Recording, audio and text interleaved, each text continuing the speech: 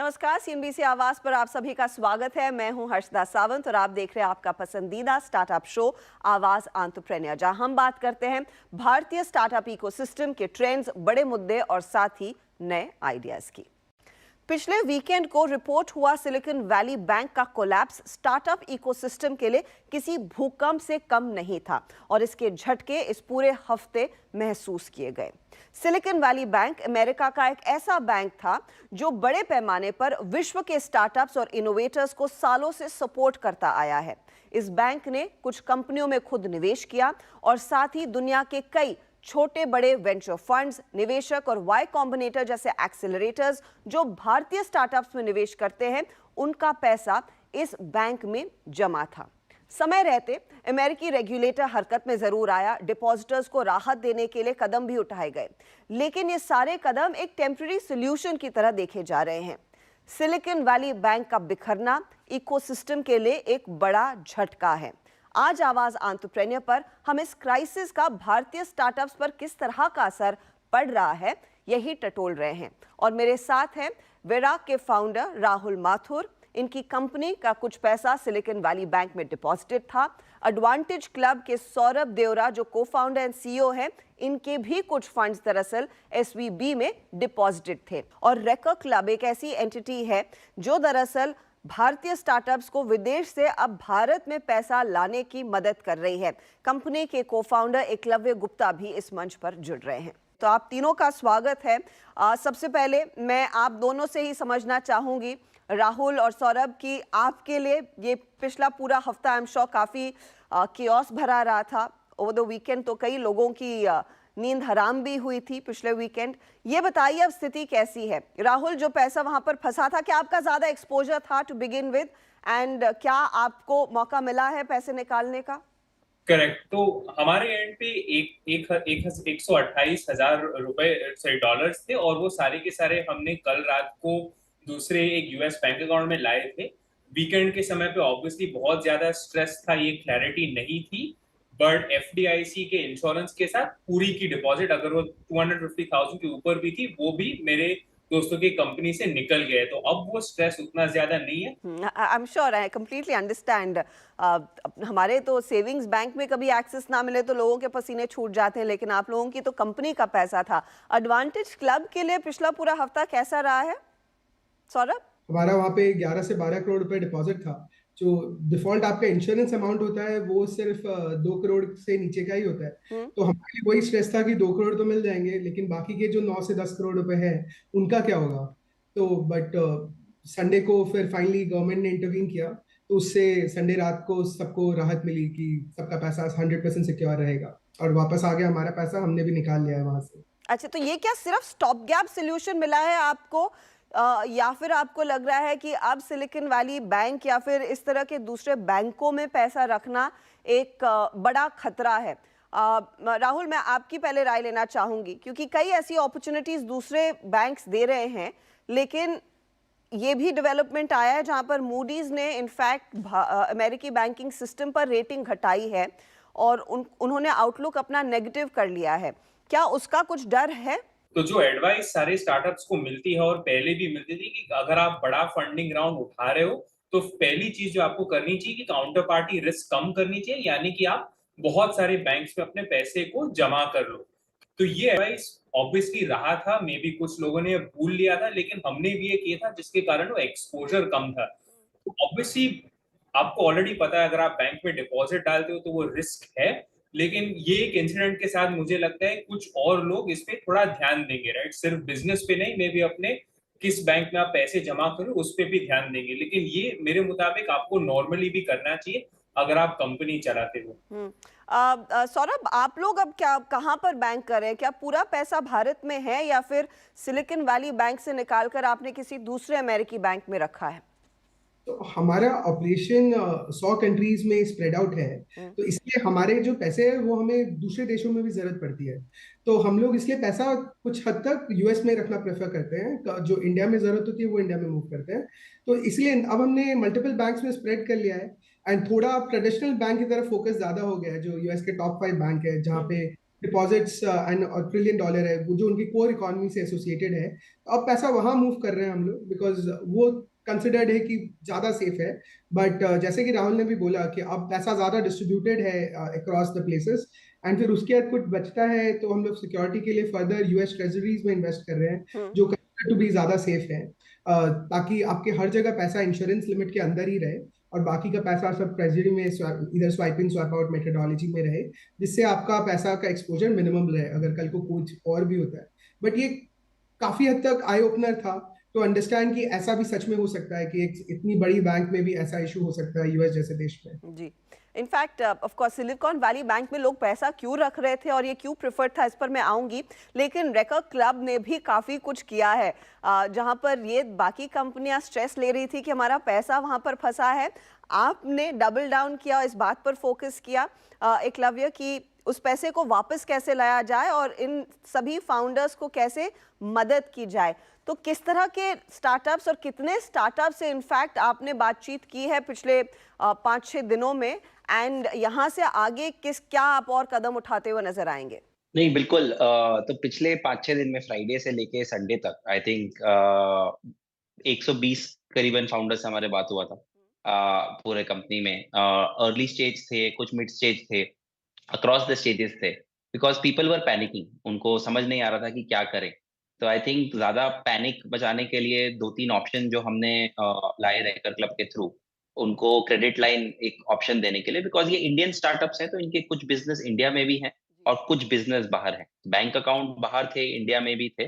तो at least India business के against एकदम से कितना क्रेडिट लाइन मिल सकता है इंडिया में, वो हमने अपने फंड्स, अपने अपने इन्वेस्टर्स के साथ मिलके उनके लिए $15 मिलियन का क्रेडिट लाइन ओपन किया था, ताकि इमीडिएट अगर कुछ भी पैनिक या भगदड़ मचता है तो उनके पेरोल्स, क्योंकि मार्च आने वाला है, 10 दिन 15 दिन में पेरोल्स थे, तो लोग एकदम घबरा गए थे कि पेरोल फंडिंग कैसे होगा।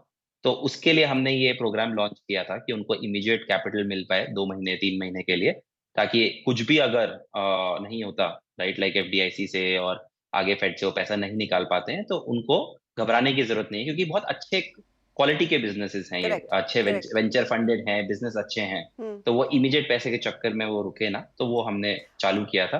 और दूसरा कुछ एकलव्य, मैं आपसे ये समझना चाहूंगी क्योंकि अब वहां पर रेगुलेटर्स ने स्टेप इन किया, ज्यादातर कंपनियों को मौका मिला है अपने पैसे वापस लाने का, तो क्या अभी भी आपको इंक्वायरीज आ रही हैं और was it just a temporary period जहां पर आपको लगा कि शायद एक मौका है? Is this going to turn into a big business line for you?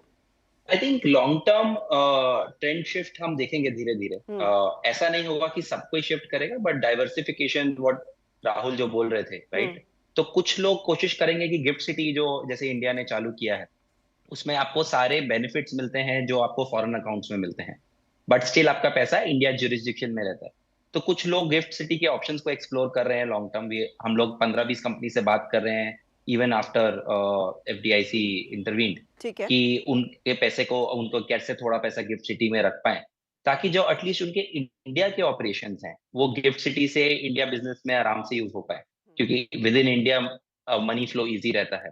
तो लॉन्ग टर्म शिफ्ट हम जरूर देखेंगे, बट ऐसा नहीं है कि सारे बिजनेस यूएस से शिफ्ट होके इंडिया की तरफ आ जाए। तो क्योंकि लोगों के बिजनेसेस बाहर हैं तो मिक्स रहेगा, but we will definitely see that कि थोड़े लोग शिफ्ट कर रहे हैं गिफ्ट सिटी में और इंडिया में पैसा रखना। तो बेसिकली एक ऑप्शन मिल रहा है कि अगर आपको बहुत ज्यादा तनाव हो रहा है तो आप गिफ्ट सिटी में भी पैसा पार्क कर सकते हैं और आपको शायद वही सहूलियत मिलेगी। चर्चा में लेंगे एक छोटा सा ब्रेक, लेकिन आगे क्या रैमिफिकेशंस हो सकते हैं इस क्राइसिस के ओवरऑल इकोसिस्टम पर, फंडिंग एनवायरनमेंट पर, उस पर भी बातचीत होगी ब्रेक के बाद।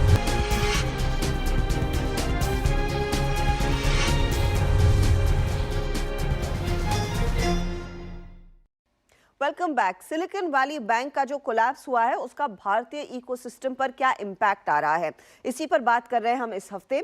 मेरे साथ है वेरॉक के को-फाउंडर राहुल माथुर, साथ ही साथ एडवांटेज क्लब के को-फाउंडर सौरभ देवरा और रेकर क्लब के को-फाउंडर एकलव्य गुप्ता। ये मुझे बताइए राहुल, ये सिलिकॉन वैली बैंक में आप जैसे स्टार्टअप्स प्रेफर क्यों कर रहे थे अपना पैसा रखना? क्या एडवांटेजेस थे और क्या कुछ दूसरे प्लेयर्स ग्लोबली या भारत में वही सेवाएं देने के लिए तैयार हैं? क्या ये एक अच्छी सवाल है, और मैं आपको खुद अपने दिल से ये कह रहा हूँ, मैं फर्स्ट टाइम फाउंडर था, 22 इयर्स का था, और जो एडवाइस सब लोग यानी कि सीनियर फाउंडर लोग यानी कि रेजर पे के फाउंडर्स जो हमारे इन्वेस्टर्स है वो सब ये कहते थे कि जब आप यूएसए में फंडिंग उठाते हो वो प्लीज अपने सिलिकॉन वैली बैंक अकाउंट में डाल दो, उनके साथ अकाउंट खोल दो। और एक सिंपल सा रीजन ये है कि पिछले 40 सालों से उनकी टेक्नोलॉजी सेक्टर की जो एक्सपीरियंस रही है वो एकदम बहुत ही अच्छी है। और मैं आपको ये भी कह सकता हूँ उनके साथ 2 साल बैंकिंग में जो जो मेरी एक्सपीरियंस रहा है वो बहुत ही अच्छा था। सिर्फ ये एक छोटे से प्रॉब्लम के साथ ऑब्वियसली उनका नाम में भी थोड़ा खराब हुआ है। और जो एडवाइस हमको मिलती थी इन्वेस्टर से वो थी सिलिकॉन वैली बैंक के साथ प्लीज अकाउंट खोल देना, उनके पास टेक्नोलॉजी सेक्टर की एक्सपीरियंस है। ऑब्वियसली 2.5 years पहले जब हमारी एडमिशन वाई कॉम्बिनेटर में हुई थी उस समय ब्रेक्स मर्क्यूरी जैसे ऑप्शंस नहीं थे जो आज यूएसए के स्टार्टअप्स के पास है, और इंडिया में भी रेजर पे और कुछ दूसरे ऑप्शंस भी नहीं थे। तो वो ऑब्वियसली कुछ चेंजेस आए हैं। एडवाइस हमेशा ये रहा है कि सिलिकॉन वैली बैंक एक टॉप चॉइस है, कोई फोर्स नहीं करता है, ये सिर्फ एडवाइस रहा है इन्वेस्टर्स के एंड से। जी हाँ, क्योंकि शायद इन्वेस्टर्स भी उस बैंक के साथ काफी समय से बैंक कर रहे थे, लेकिन अब क्योंकि थोड़ी सी खटास आ गई है इस पूरे सिचुएशन में, सौरभ, गोइंग फॉरवर्ड क्या आपको लग रहा है उस तरह के ही ऑप्शंस आपको भारत में मिलेंगे? जो रेकर दे रहा है, जो रेजर पे ने भी एक खास डेस्क खोला है, क्या उसको आपने टटोला और क्या वो वायबल रहेगा इस समय भारतीय स्टार्टअप्स के लिए?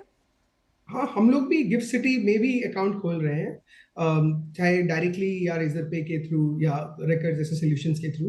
तो बट जो लॉन्ग टर्म रहेगा, आई थिंक ऐसा नहीं होगा कि सब कुछ गिफ्ट सिटी में मूव कर जाएगा।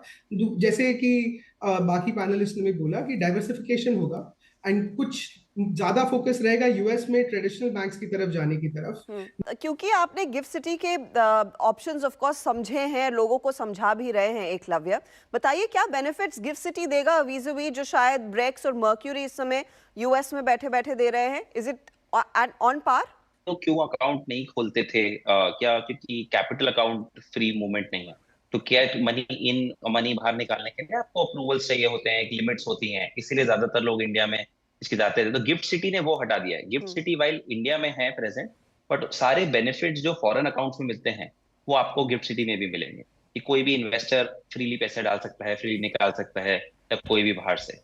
दूसरा आई थिंक एक बेनिफिट जो है जिसपे गवर्नमेंट और बैंकिंग इंडस्ट्री बहुत काम कर रही है कि क्योंकि इंडिया में बहुत लोगों के कॉस्ट होते हैं, technology team, outsourcing team India में रहती है बहुत सारी, तो लोगों को पैसे तो ट्रांसफर करने ही होते हैं अपने यूएस अकाउंट से। तो वो अगर पैसा गिफ्ट सिटी में रखा है तो वहां से ज्यादा जल्दी इंडिया ट्रांसफर हो सकता है। वो पैसा 1 दिन, 1.5 दिन, 2 दिन आपको वेट नहीं करना पड़ता है, जो आपको यूएस के बैंक अकाउंट से ट्रांसफर में करना पड़ेगा। और दूसरा आपका जो ट्रांजैक्शन कॉस्ट होता है, चाहे परसेंटेज में वो छोटा लगता है बट एब्सोल्यूट नंबर में over a period of time थोड़ा ज्यादा हो जाता है, वो भी कम होगा गिफ्ट सिटी से इंडियन अकाउंट में।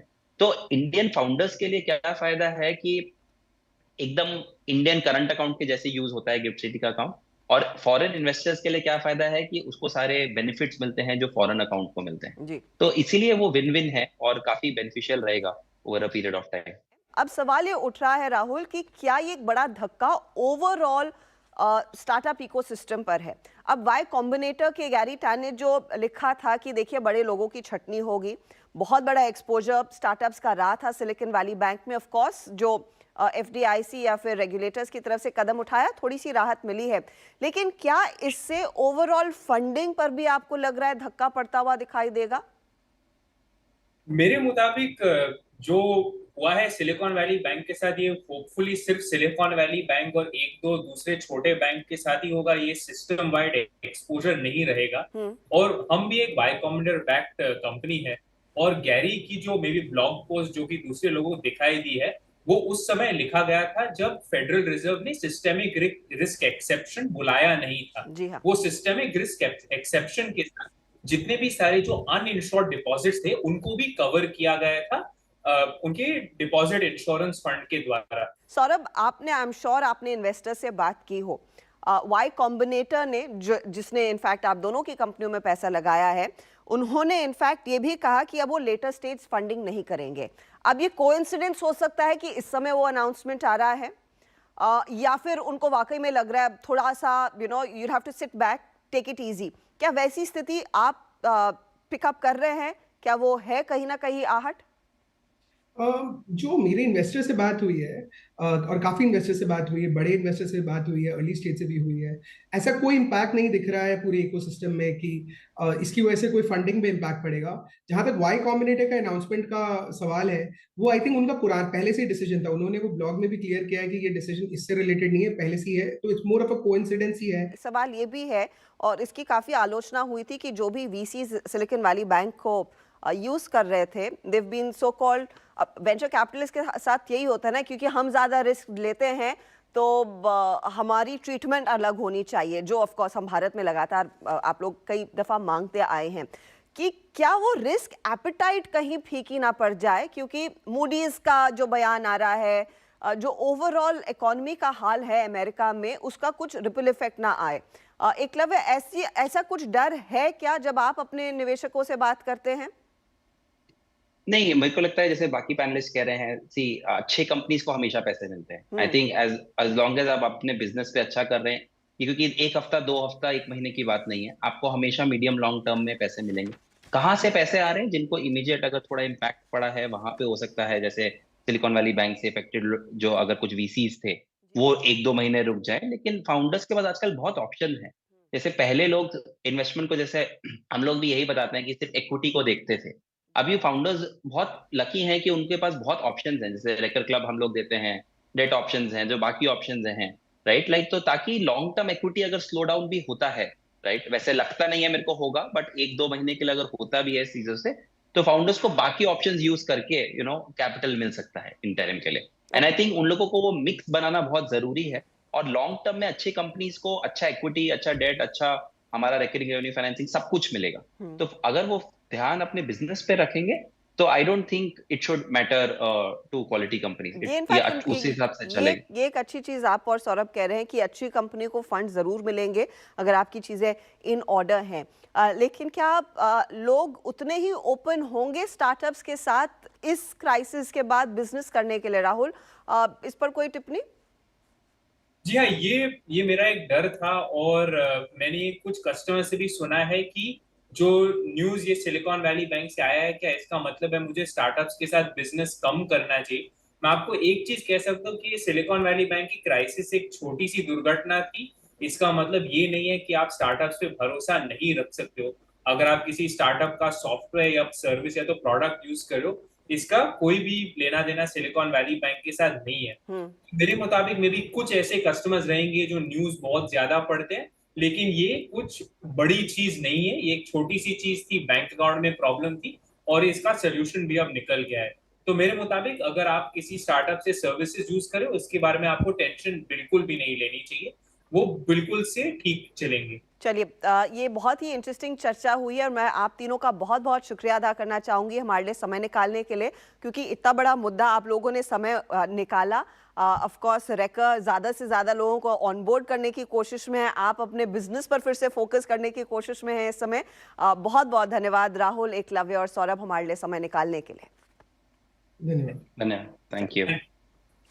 इसी के साथ आवाज एंटरप्रेन्योर में इस हफ्ते हम भी आपसे लेंगे इजाजत। आपको ये चर्चा कैसी लगी, इसका फीडबैक आप हमें जरूर दें। अगले हफ्ते फिर मुलाकात होगी। Goodbye, take care.